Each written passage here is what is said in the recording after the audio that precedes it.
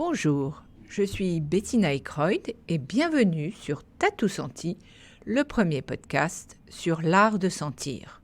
Ici, ce sont les parcours d'un parfumeur, d'un chef d'entreprise, d'un spécialiste d'ingrédients de parfum, d'un chocolatier et j'en passe que vous écouterez.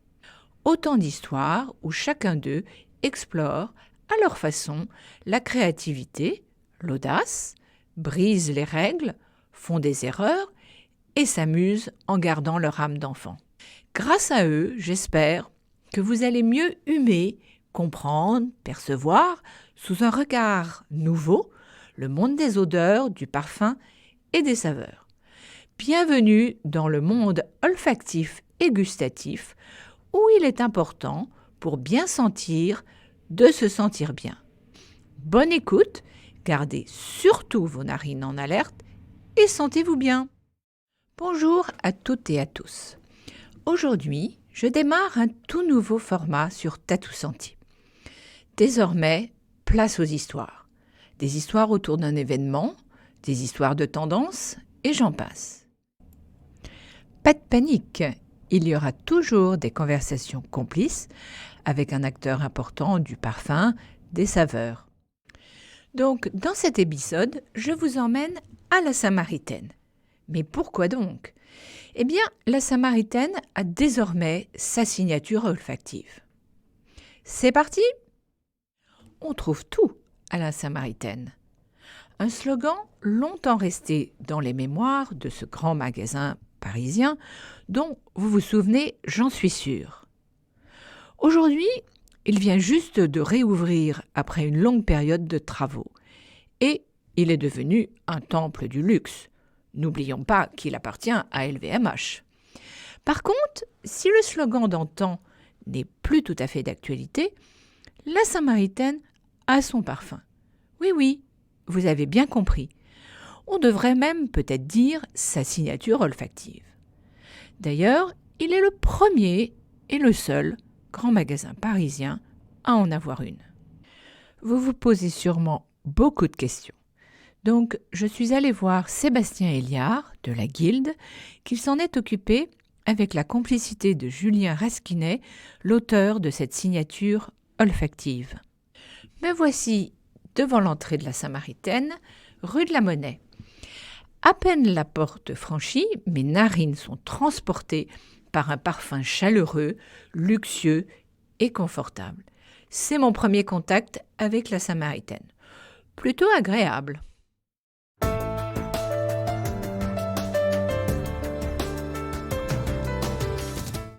Bonjour Sébastien. Bonjour Bettina, merci de m'accueillir. La Samaritaine a aujourd'hui sa signature olfactive. Que doit en fait raconter le parfum d'un lieu ? Alors il a différentes fonctions. Déjà, ces fonctions du brief, évidemment, qu'on reçoit de la part du client, ces fonctions bien sûr de la typologie du lieu dont on parle. Donc ça peut avoir beaucoup de fonctions. On sait que par exemple, un parfum peut être dédié à une fonction de bienvenue dans un lieu. Donc on va là s'intéresser vraiment, et ça fera aussi l'objet d'ailleurs de ce dont nous pourrons parler sur la Samaritaine, mais c'est vraiment l'idée d'être agréablement accueilli par une diffusion olfactive qui doit créer et générer des émotions en fonction déjà de la typologie d'émotions qu'on souhaite proposer. On peut évidemment travailler sur des ingrédients qui ont plus une fonction apaisante, des ingrédients qui ont plus une fonction stimulante. Et puis, c'est comme ça qu'on va préfigurer l'expérience de ce lieu. Et puis enfin, on peut aussi scénariser des expériences olfactives. Typiquement, je travaille actuellement sur un sujet dont je ne peux malheureusement pas parler, mais l'idée est vraiment de faire un habillage et une scénographie olfactive où on va vraiment aller d'émotion en émotion le long d'un parcours où les ambiances olfactives changent. À ce stade, on serait à même de se demander quelle est la différence entre un parfum pour soi et un parfum d'un lieu. Pour Julien Rasquinet, parfumeur de chez IFF, un parfum de peau, c'est un parfum qui évolue harmonieusement, tandis qu'un parfum d'ambiance est dans son écriture linéaire et plus directe. Donc concrètement, son message est clair et concis. Mais en fait, Que cherchait la Samaritaine avec cette signature olfactive? Je pense que la Samaritaine voulait marquer, l'esprit de son ouverture qui était déjà tant attendue. Donc, je pense qu'une ouverture aussi attendue que celle-ci, elle est attendue à tous les points de vue et elle est attendue, tant sur le point de vue de la marque Samaritaine, qui a quand même, fait couler beaucoup d'encre depuis, sans dire de bêtises, je pense 10 ou 15 années quand même, parce que ça fait longtemps que ce projet est attendu. Mais pas que branding, que visuel aussi bien sûr, et comment allait être organisé le lieu dans sa programmation retail, dans son look and feel retail, et puis dans cette expérience visuelle et cette expérience utilisateur, je pense que, bah, ils se sont surtout aussi posé la question de la dimension olfactive parce que d'une part, c'est dans l'air du temps, puis d'autre part, c'est une marque, très, très identifiée, très forte, très exclusive et que je pense, et je parle pas du tout en leur nom puisque c'est vraiment mon interprétation, mais je pense qu'ils se sont aussi, dit qu'il était logique d'essayer de développer une signature olfactive qui leur soit propre. Je suis sûre qu'à ce stade, vous êtes impatient de savoir ce que sent le parfum de la Samaritaine. Alors, sans plus tarder, on va aller voir son parfumeur, Julien Rasquinet, et il va nous raconter son histoire olfactive. Julien Rasquinet me racontait en fait que l'idée du santal est immédiatement apparue comme une évidence. En effet, le bois de santal est un bois à l'odeur confortable, intimiste, presque charnel. Il voulait un parfum raffiné, luxueux, texturé et plein de belles surprises comme celles qu'on rencontre au détour d'une boutique à la Samaritaine. Il me confiait aussi, j'ai imaginé un bois confortable, élégant et facetté, évocateur de l'art de vivre à la parisienne.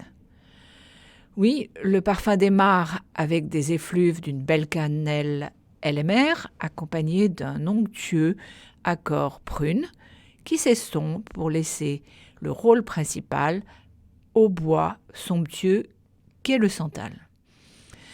C'est en fait une origine Nouvelle-Calédonie qui a été utilisée pour son incroyable relief qui prolonge les notes crémeuses et les arrondit. Puis, enfin, ce parfum est entouré de cèdre, d'autres bois et de notes fumées avant de s'achever dans le confort d'une note ambrée apportée par le benjoin et un superbe extrait de gousse de vanille. J'espère que cette description olfactive vous aura donné envie d'aller à la Samaritaine et de le sentir. Sébastien, en fait, pourriez-vous nous expliquer en quoi le parfum de Julien a-t-il fait l'unanimité? Alors il n'a pas fait l'unanimité justement, c'est ça qui est intéressant, c'est que, ce qu'il faut retenir, c'est qu'il y a 2 fragrances qui ont été, retenues, qui étaient d'ailleurs 2 fragrances d'IFF et c'est vrai qu'on avait, ce parfum, qui s'appelle Incantation, qui a été développé, par Julien et puis on avait une autre fragrance qui s'appelait, Rivoli. Je crois que les 2 fragrances ont beaucoup plu puisqu'on a fait des tests, différents tests en interne et puis ce sont les équipes de la Samaritaine, confondues, je pense, qui ont procédé, d'une part à un arbitrage, puis ensuite, voilà, qui ont tranché et c'est vrai que le parfum de Julien était très clairement, la note la plus clivante. Quand je parle de note clivante, c'est parce que c'est une note qui est très boisée, sur une souche de bois de santal et qui, forcément, bah, est beaucoup plus présente dans l'espace, beaucoup plus reconnaissable aussi. Là où Rivoli était une note peut-être, plus fraîche, plus légère, et peut-être un tout petit peu plus facile à diffuser dans des espaces, auprès d'un large public. Et c'est vrai qu'Incantation, bah, il y a eu débat, même avec nous, où on leur a dit: «Attention, Incantation, c'est une très jolie note, mais qui va, évidemment forcément, créer le débat». Et donc, c'est là où on reconnaît aussi la patte, volontaire d'une marque qui dit: «Bah, voilà, nous, c'est vraiment une note signature qu'on souhaite prendre, on souhaite l'afficher, l'affirmer, l'assumer» et c'est comme ça qu'on a préparé le dispositif de mise en place. Mais c'est vrai que ça a été assez fastidieux parce que, il fallait justement et on est encore, finalement en train de travailler dessus, pour bien finir les affinages, de la dispersion de cette note dans les lieux identifiés pour pas que ce soit trop ni pas assez. Et c'est vrai que c'est un travail délicat parce que le lieu est tellement grand. Et puis on parlera bien sûr j'imagine, de notre principe de diffusion, mais c'est un principe de diffusion qui va avec l'air. Donc c'est vrai que dans un lieu de cette taille, il faut bien maîtriser la diffusion. Alors, avant de parler effectivement de la diffusion, je suis curieuse et je suis sûre aussi que mes auditeurs le sont aussi. Où va-t-on sentir ce parfum ou cette signature olfactive dans la Samaritaine?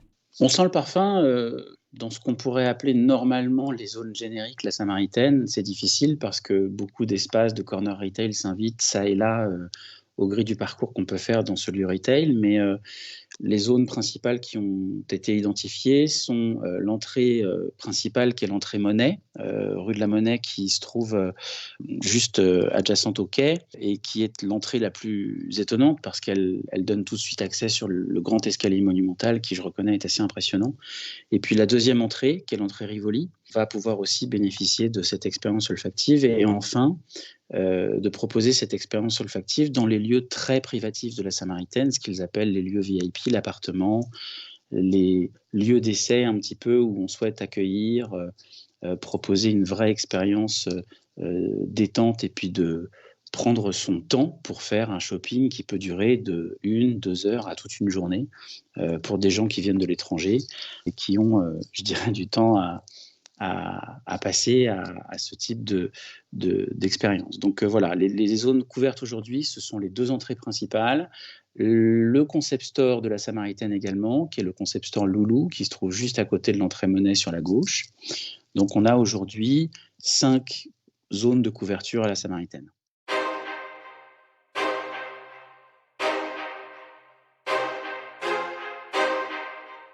Au fond, avez-vous une idée de comment cette signature olfactive de la Samaritaine est diffusée dans le grand magasin? Alors la technologie utilisée, c'est une base de matrice biosourcée qui va nous permettre de travailler sur de la diffusion sèche uniquement. Donc c'est vraiment essayer de s'affranchir autant que faire se peut de toute technologie liée à des sprays ou en tout cas des particules. Et on va développer uniquement des molécules dans l'air. Alors c'est vrai que la particularité des molécules, c'est qu'elles sont très dispersibles dans l'air et qu'elles vont avec l'air. C'est là où il faut travailler ardemment au réglage de la diffusion et puis au flux de circulation qui forcément emmène la fragrance avec. Mais ça permet par contre, c'est vrai, de ne pas avoir de retombées de particules au sol, de particules humides qui vont notamment imprégner les sols ou imprégner les tissus ou salir tout simplement.